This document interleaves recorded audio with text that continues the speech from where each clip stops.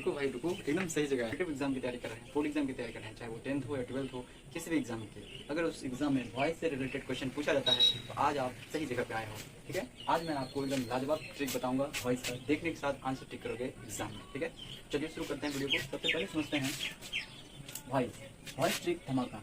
लिख दिया हूँ हेडिंग, मात्र 2 सेकंड में इसको सॉल्व करना है विथ ट्रिक से। कोई रूल नहीं आता, कोई दिक्कत नहीं, आपको किसी रूल की रटने की आवश्यकता नहीं है। ठीक है, तो बने रहें, अंत तक देखें, बिल्कुल आप लास्ट में कहोगे वाह क्या बात है ना। तो चलिए शुरू करते हैं। सबसे पहले मैंने बेसिक चीज लिखा है जो नॉर्मली सभी लोग बनाते हैं। जैसे नॉर्मली लोग क्या है कि एक्टिव वॉइस का जो स्ट्रक्चर होता है वो सब्जेक्ट होता है, हेल्पिंग वर्ब होता है, मेन वर्ब होता है और ऑब्जेक्ट होता है। मेन वर्ब जैसे कि रन, ईट, है ना, फन, जिसमें कि नाउन वर्ड जुड़ा हो, है ना, वो मेन वर्ब कहलाता है। Helping verb is, am, are, was, were, ये सब हेल्पिंग वर्ब होता है। तो ये स्ट्रक्चर में हम एक्टिव वॉइस को फॉलो करते हैं, यानी कि टेंस के तरीके से जो भी हम सेंटेंस बनाते हैं वो एक्टिव वॉइस में आता है। अब वॉइस में पैसिव वॉइस, अगर हम इस एक्टिव वॉइस का पैसिव में बदलेंगे, सबसे पहले ऑब्जेक्ट को खींच कर बाहर लाते हैं, भैया तुम यहाँ आ जाओ, यहाँ आ गया ऑब्जेक्ट। उसके बाद हेल्पिंग वर्ब हम चेंज करते हैं टेंस के अनुसार।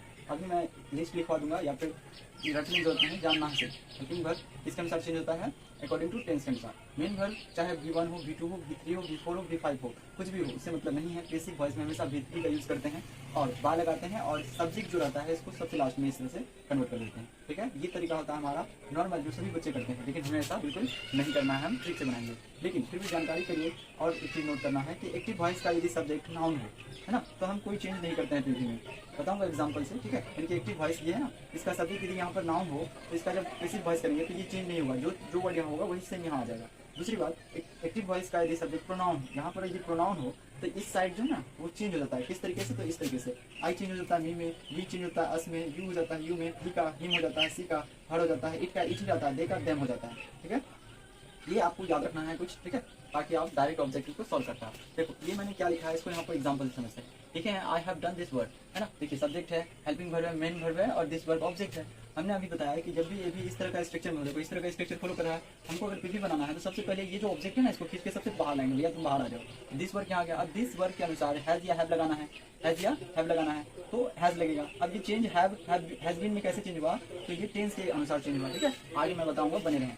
उसके बाद क्या लिखे हैं? V3 का यूज करते हैं, तो डन का V3 डन ही होता है। उसके बाद बाय लगाते हैं, उसके बाद आई। अभी हमने क्या बताया कि अगर एक्टिव वॉइस का सब्जेक्ट प्रोनाउन हो यानी आई हो तो मी में चेंज होता है, तो इसलिए आई प्रोनाउन है, इसलिए किस में चेंज हो गया? मी में चेंज हो गया ना।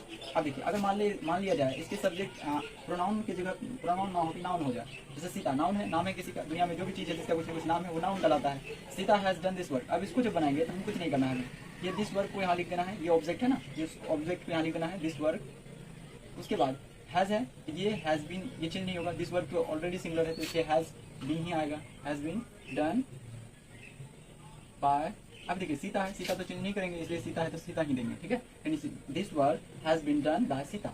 ठीक है, ये हमारा कुछ बेसिक तरीका था वॉइस को सॉल्व करने का, लेकिन हमें ऐसा बिल्कुल नहीं करना है। आइए हम 2 सेकंड वाला ट्रिक को समझते हैं। ठीक है, आता है वॉइस 2 तरह से होते हैं, एक्टिव वॉइस और पैसिव वॉइस। ठीक है, तो अभी एक्टिव ये भी लिखे हैं एक्टिव वॉइस, पीवी लिखे हैं पैसिव वॉइस। एक्टिव वॉइस का स्ट्रक्चर अगर इस फॉर्मेट में हो तो पीवी बनाने के लिए हम सबसे पहले इसका ऑब्जेक्ट आगे लिखते हैं, हेल्पिंग वर्ब टेंस के अनुसार चेंज करते हैं, मेन वर्ब हमेशा V3 करते हैं, कुछ भी रहे मेन वर्ब बाय लगाते हैं और इस सब्जेक्ट को यहाँ पर लिख देते हैं। तो इस तरीके से हम नॉर्मल तरीके से सब बनाते हैं। एवी का सब्जेक्ट यदि नाउन हो तो नो चेंज पीवी में, है ना। एवी का सब्जेक्ट यदि प्रोनाउन हो तो चेंज करते हैं, जिसके अनुसार आई मी में चेंज होता है, वी अस में, यू में, ही हिम में, सी हर में, इट में, दे देम में चेंज हो जाता है। एग्जाम्पल लिखे हैं, जैसे I have done this work, तो दिस वर्क यहाँ गया ऑब्जेक्ट, उसके बाद हैज जो है ना, हैज बीन में चेंज हो गया, उसके बाद डन, उसके बाद आई देखिए प्रोनाउन है इसलिए मी में चेंज हो गया। Sita has done this work, Sita this work यहाँ हो गया, हैज बीन में चेंज हो गया, डन हो गया, बाय सीता नाउन है इसलिए हम इसमें चेंज नहीं करेंगे। ये तरीका है जनरल तरीका। अभी हम स्पेशल ट्रिक समझते हैं 2 सेकंड वाले। चलिए भाई आ जाओ, अब हम सीखेंगे 2 सेकंड वाले वॉइस ट्रिक। सबसे पहले क्या है, आपको इस ट्रिक को याद रखना पड़ेगा। ट्रिक क्या है? तो ट्रिक है, जब भी आपको एक्टिव वॉइस का सेंटेंस में V1 V5 डू डज मिले तो डायरेक्ट ऑप्शन में जाना है, जिस ऑप्शन में इज एम आर लिखा हो उसको टिक कर देना है। ये योग्य आंसर है। जैसे अभी बताएंगे एग्जांपल के थ्रू, पहले ट्रिक को समझना है। ठीक है, जब भी आपको क्या क्या दिखे V1 V5 डू डज तो जाना है ऑप्शन में और देखना है किस ऑप्शन में इज एम आर लिखा हुआ है और उसको टिक करना है। 4 ऑप्शन होंगे ना। दूसरा क्वेश्चन है, दूसरा अगर एक्टिव वॉइस में अगर इज एम आर दिखे, एक्टिव वॉइस में इज एम आर दिखे तो पैसिव वॉइस में जाना है और इज एम आर के बाद देखना है कि इसमें बीइंग लगा हुआ है, इसमें बीइंग लगा हुआ है। देखिए ये चेंज नहीं होता है, क्योंकि ये एक तरह से मान लीजिए 73 है, क्या है है, ये अपना जगह फिक्स रखता है, ये कहता है कि हम अपनी जगह से नहीं हटेंगे, किसी को मेरे बगल में बैठा दीजिए, तो बीइंग आके यहाँ बैठ गया, इसलिए ये चेंज नहीं होगा। इज एम आर है तो इज एम आर होगा, लेकिन जस्ट इसके बगल में कौन बैठ जाएगा, बीइंग बैठ जाएगा। अगर ये सब है तो चेंज होगा इज एम आर में, ठीक है। अगर इज एम आर है तो चेंज नहीं होगा, सिर्फ बीइंग लग जाएगा। फिर अगला है कि अगर हैज हैव दिखे, जाना है ऑप्शन में, देखना है कि हैज हैव के बाद बीन किस में लगा है, जिसमें बीन लगा है उसी में बीन लगा टिक कर देना है, ठीक है, ये आंसर हो जाएगा। फिर अगला अगर आपको V2 या डिड दिखे तो ऑप्शन में जाना है, देखना है कि वाज वेयर किस ऑप्शन में है, जिस ऑप्शन में होगा उसको टिक करना है। अगर कहीं आपको वाज वेयर दिख जाए एक्टिव वॉइस में तो जाना है, तो ये भी तथ्य है, ये भी अपने जगह को नहीं छोड़ता है, तो वाज वेयर तो रहेगा ही, लेकिन आ जाएगा बीन, जस्ट बगल में क्या आ जाएगा, बीन। अगर आपको एक्टिव वॉइस में हैड दिखे तो ऑप्शन में जाना है, हैड बीन जो होगा उसको टिक करना है। अगर ऑप्शन में शेल विल दिखे तो शेल विल के बाद जिसमें बी होगा उसी को टिक करना है। अगर सेल विल हैव होगा, है ना, सेल विल हैव या सेल हैव होगा तो सेल विल के बाद हैव के बाद जिसमें बीन होगा उसी में टिक करना है। अगला है, अगर आपको मॉडल वर्ड दिखे एक्टिव वॉइस में तो मॉडल वर्ड के बाद देखना है जस्ट बाद बी किस में आया है उसी को टिक करना है। नहीं समझ में आया कोई दिक्कत नहीं, ये ट्रिक है, आपको याद रखना है। इस ट्रिक के सहारे आप एक्टिव वॉइस के किसी भी क्वेश्चन को 2 सेकंड चुटकी में उड़ा सकते हैं ना। आप कॉम्पिटिटिव एग्जाम की तैयारी कर रहे हैं, बोर्ड एग्जाम की तैयारी कर रहे हैं, या किसी भी एग्जाम की, आपको ये सब जगह काम आएगा। देखिए अभी इसका कमाल अभी इसमें देखते हैं। सबसे पहले लिखा है all the boys laughed at him, ये क्वेश्चन है। अब इसका पीवी देखना है हमको कि इस ऑप्शन में पीवी कहाँ है। हमको रूल नहीं पता है, कोई दिक्कत नहीं, हमें रूल नहीं आता है तो भी कोई बात नहीं, हम ट्रिक में जाएंगे। देखो यहाँ सबसे पहले क्या लिखा है, बॉयज। अच्छा इसमें वर्ब क्या है, तो वर्ब है लाफ्ड, यानी कि V2। लाफ्ड क्या है हमारा, V2 है, ये हमारा V2 है। अब ऑप्शन में गए तो यहाँ पर देखो V2 और डिड मिल गया। जिस एक्टिव वॉइस में V2 या डिड मिले तो किस ऑप्शन में जाना है, वाज वेयर में। देखो किस ऑप्शन में वाज वेयर लिखा हुआ है, सबसे नीचे से स्टार्ट करते हैं। क्या इसमें है, बिल्कुल है। क्या इसमें है, नहीं है, इसका मतलब ये तो नहीं होगा। फिर आगे इसमें है क्या, बिल्कुल है ना।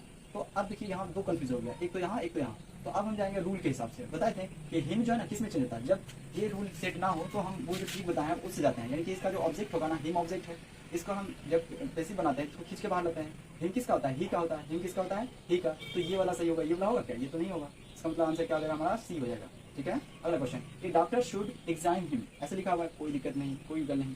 2 तरीका है सॉल्व करने का। पहला तरीका, इस ट्रिक पर अगर डायरेक्ट फॉलो में छोड़ा है तो कर लेना है। अगर कॉमन आ गया तो हम बताए हैं कि ऑब्जेक्ट को सब्जेक्ट में कन्वर्ट करते हैं, ऑब्जेक्ट को सब्जेक्ट में कन्वर्ट करके हम चेंज कर लेते हैं। जैसे देखिए हिम अगर इसका ऑब्जेक्ट है, इसको हम खींच के यहाँ सब्जेक्ट लाएंगे तो हिम किसका बन जाएगा, ही का। तो एक तरीका है कि यहाँ ही आ गया, बाकी ऑप्शन में है तो ये तो सही हो गया।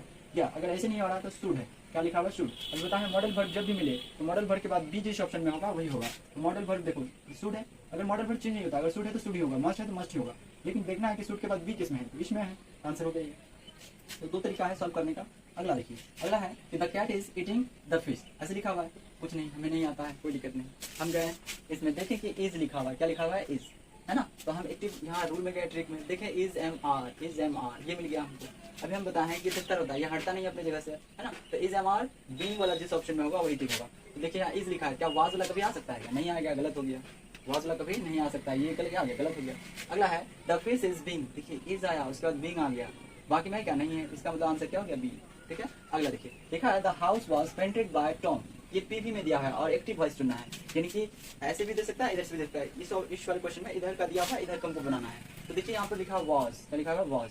अब हम ऑप्शन में गए, देखें इस साइड में, चूंकि ये पीवी में दिया है, पीवी में ढूंढना है कि वाज किस ऑप्शन में है। वाज यहाँ पर है, वाज जो है किसके बदलता है, यानी V2 और डिड का बदला हुआ रूप है वाज, है ना। तो हम जाएंगे ऑप्शन में, देखेंगे V2 या डिड किस ऑप्शन में है। तो देखते भैया इसमें तो वाज आ गया, तो होगा नहीं। V2 है क्या, नहीं है। डिड है क्या, नहीं है, ये भी नहीं हो सकता। इसमें देखो पेंटेड यानी V2 है, और हमने बताया वाज वेयर जो होता है, वाज वेयर V2 या डिड वाला जो होगा वही होगा एक्टिव भाई। तो ये आंसर हो गया हमारे सही। अगला प्रश्न है, he has raised an important question लिखा हुआ है, कोई दिक्कत नहीं, तीनों कॉमन है, एन इंपॉर्टेंट, ठीक है, कोई दिक्कत नहीं। अब हम ऑप्शन में गए, यहाँ पर देखें हैज मिल गया हमको, क्या मिल गया, हैज। अब ऑप्शन में गए, एक्टिव वॉइस है, ऑप्शन में गए देखें हैज यहाँ हुआ है ना। तो हैज के बाद क्या आता है, हैज बीन। देखिए हैज बीन किस में आया है, एन इंपॉर्टेंट के बाद हैज बीन जिस ऑप्शन में होगा वही सही होगा हमारा। इसमें इज लिखा है, कभी हैज इज में बदलेगा क्या, नहीं बदलेगा। क्या यहाँ पर हैज है, केवल हैज है, हैज बीन होना चाहिए, हैज बीन तो इस ऑप्शन में है, आंसर क्या हो गया ये। ऐसे ही बहुत सारे क्वेश्चन की प्रैक्टिस करिए अभी, ठीक है। आप सारे क्वेश्चन बनाएंगे, आपको कोई दिक्कत नहीं होगा, ठीक है। धन्यवाद।